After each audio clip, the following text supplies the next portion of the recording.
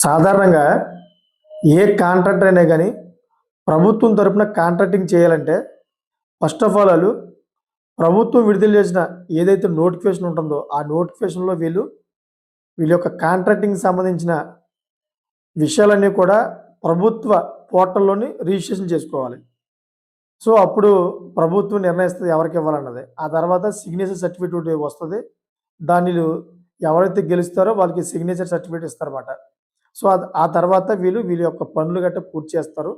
So, pan card, Aadhaar card, bank account అన్నీ కూడా ప్రభుత్వానికి అందజేయాలి. టైమ్ టు టైమ్ వాళ్ళకి ఏ టైం అయితే ప్రభుత్వం నిర్ణయిస్తుందో ఆ టయానికైతే వీళ్ళు పనులు చేసి ప్రభుత్వానికి అప్పజెప్పాలన్నమాట. లేట్ చేయకూడదు. కాంట్రాక్ట్‌కి ఇచ్చే నియమాలన్నమాట. ఇప్పుడు లేట్ చేయకూడదని చెప్పేసి ప్రభుత్వం చెప్తది. సో, ఇదంతా ఎందుకు చెప్తున్నానంటే మన ఆంధ్రప్రదేశ్‌లోని ఏదైతే పీపీ విధానంలోని మెడికల్ కాలేజీని ప్రైవేటీకరణ అనే విధానం పైన వైసీపీ పోరాడుతుందో, దాని గురించి నిన్న పవన్ కళ్యాణ్ గారు విపరీతమైన వ్యాఖ్యలు చేశారు జగన్మోహన్ రెడ్డి గారి మీద. మామూలు వ్యాఖ్యలు కాదు. ఎలా వ్యాఖ్యలు చేశారంటే ఎవరైనా గాని చట్టానికి వ్యతిరేకంగా, ప్రభుత్వానికి వ్యతిరేకంగా మాట్లాడితే వాళ్ళ యొక్క రేఖలు చెరిపేస్తామని, కాలుకి కాలు, చెయ్యికి చెయ్యి తీసేస్తామని, యూపీలో యోగి ఆదిత్యనాథ్ చేసిన విధానంగా మేము కూడా అదే విధంగా చేస్తామని అంటే ఫుల్ వార్నింగు. ఒక రేంజ్‌లో జగన్మోహన్ రెడ్డి గారికి వార్నింగ్ ఇచ్చారు. సో, ఇదంతా ఇవ్వడానికి ప్రధానమైన కారణం ఉంది. అది మీకు తెలుసు. జగన్మోహన్ రెడ్డి గారు ఎవరైతే ఈ మెడికల్ కాలేజీ కడతానికి ముందుకొస్తారో వాళ్ళందరూ కూడా మా ప్రభుత్వం వచ్చిన తర్వాత జైల్‌లో పెడతా అని చెప్పేసి వార్నింగ్ ఇచ్చారు మీడియా ముఖంగా. సో, ఈయన నిజంగా జైల్‌లో పెట్టగలడా? ఆయనకి ఆ అధికారాలు ఉంటాయా? ఒకవేళ ఈయన ప్రభుత్వం నెక్స్ట్ వస్తే గనక అయేంటో ఒకసారి ఈ వీడియోలో మనం పూర్తిగా తెలుసుకుందాం. ఎందుకంటే క్లారిటీ ఉండాలి కదా! ఇప్పుడు జగన్మోహన్ రెడ్డి గారు ఏదైతే మెడికల్ కాలేజీలు కడతానికి ముందుకొస్తారో వాళ్ళందరూ కూడా జైల్‌లో పెడతా అన్నారు కదా! దాని మీద మనకు క్లారిటీ ఉండాలి. నిజంగానే ప్రభుత్వం ఒకవేళ వైసీపీది వస్తే గనక జగన్మోహన్ రెడ్డి గారు నిజంగానే పెట్టగలరా అనే విషయాన్ని ఇప్పుడు క్లుప్తంగా తెలుసుకుందాం. సాధారణంగా ప్రభుత్వం ఈ మెడికల్ కాలేజీల గురించి ఒక నోటిఫికేషన్ విడుదల చేస్తది. దాని గురించి మన ఆంధ్రప్రదేశ్‌లో ఉన్నటువంటి చాలామంది కాంట్రాక్టర్లు కొన్ని వందల మంది కాంట్రాక్టర్లు ఏం చేస్తారంటే, వాళ్ళు ఆ నోటిఫికేషన్‌లోని అప్లై చేసుకుంటారు. అప్లై చేసుకోవడం అంటే బిడ్ ఏస్తారన్నమాట. బిడ్స్ చేసి వాళ్ళు దాంట్లో ఎవరు గెలుస్తారో, ప్రభుత్వం ఎవరైతే సరైన పద్ధతిలో చేస్తారని చెప్పి నిర్ణయించుకొని ఎవరికిస్తారో వాళ్ళు ఆ నోటిఫికేషన్‌లోని సక్సెస్ అవుతారన్నమాట. సో, వాళ్ళకి ఒక సిగ్నేచర్ సర్టిఫికేట్ ప్రభుత్వం తరపు నుంచి ఇస్తది. ఆ తర్వాత వాళ్ళు పనులు స్టార్ట్ చేస్తారన్నమాట. సో, దీంట్లో ఏంటంటే గవర్నమెంట్ మాత్రమే దీంట్లో డీల్ చేస్తది. దీంట్లో ఎటువంటి వేరే వ్యక్తులు ఇంటర్ఫీల్ అవ్వరమాట. దీంట్లో ప్రభుత్వ అధికారులు మాత్రమే ఉంటారు. ప్రభుత్వ అధికారులు ఎవరుంటారు? రెవెన్యూకి సంబంధించిన వ్యక్తులు ఉంటారన్నమాట. ఏదైతే ఏపీ ప్రభుత్వం డెవలప్‌మెంట్ ఇయి ఉంటాయో ఆ డిపార్ట్‌మెంట్‌కి సంబంధించివి కూడాను వాళ్ళతో లింకప్ అయ్యి ఉంటాయన్నమాట. సో, ఒకవేళ జగన్మోహన్ రెడ్డి గారు చెప్పినట్టు జగన్మోహన్ రెడ్డి గారి ప్రభుత్వం వచ్చిన తర్వాత వీళ్ళని జైల్‌లో ఏద్దామంటే గనక ఆ అవకాశం కుదరదు. ఎందుకు కుదరదంటే ఇది ప్రభుత్వం విడుదల చేసిన నోటిఫికేషన్. ఒకవేళ దీంట్లో ఏదైనా అక్రమాలు, అన్యాయాలు జరిగితే గనక జగన్మోహన్ రెడ్డి గారు ఎంక్వైరీ ఎవరి మీద పెట్టాలి? First of all Chandrababu Naidu గారి పేరు మీద పెట్టాలి. తర్వాత పవన్ కళ్యాణ్ గారి మీద పెట్టాలి. అంతే. అంటే ఈ 2 పార్టీలు ఉన్నాయి కాబట్టి ప్రభుత్వం మీద ఆయన ఎంక్వైరీ పెట్టాలి. ఆయన ప్రభుత్వం వస్తే గనక. ఎందుకంటే ఇది ప్రభుత్వం నోటిఫికేషన్ విడుదల చేసింది కాబట్టి.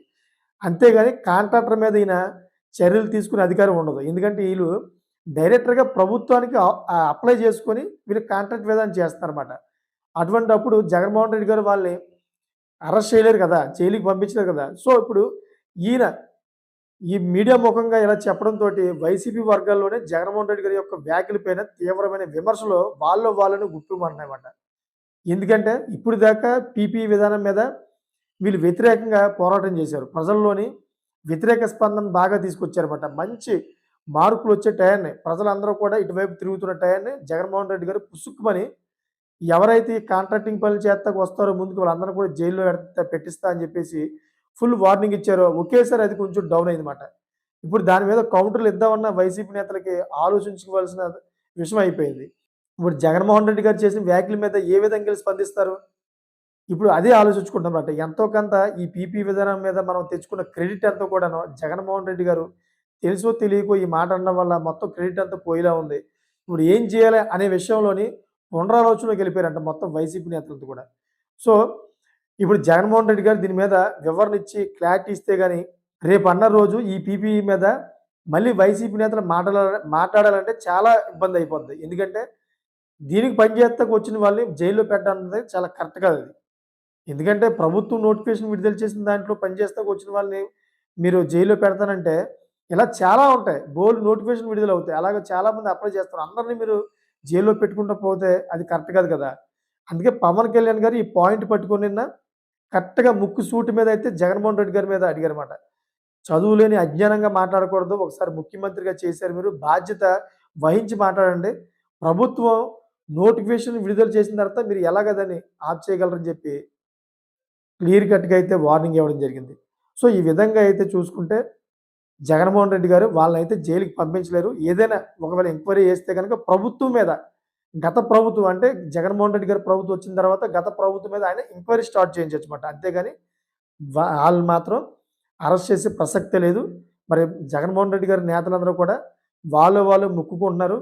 లేనిపోని తంటాలు తీసుకొచ్చాడు మాకు తెలిసి తెలియని మాటలు అన్నాడని చెప్పేసి వాళ్ళు గుసగుసలాడుకుంటున్నట్లయితే కొన్ని మాటలైతే బయటకొచ్చాయి. సో, రాబోయే రోజుల్లో మరి దీనికి ఏ విధంగా వివరణ ఇస్తారో, వైసీపీ నేతలు ఏ విధంగా బయటపడతారో, మళ్ళీ పీపీ కార్యక్రమాన్ని ఎలా ముందుకు తీసుకెళ్తారో మరి వేచి చూడాలి. చూసారు కదా! మీకేమనిపిస్తుందో కామెంట్ చేయండి. Thank for watching friends.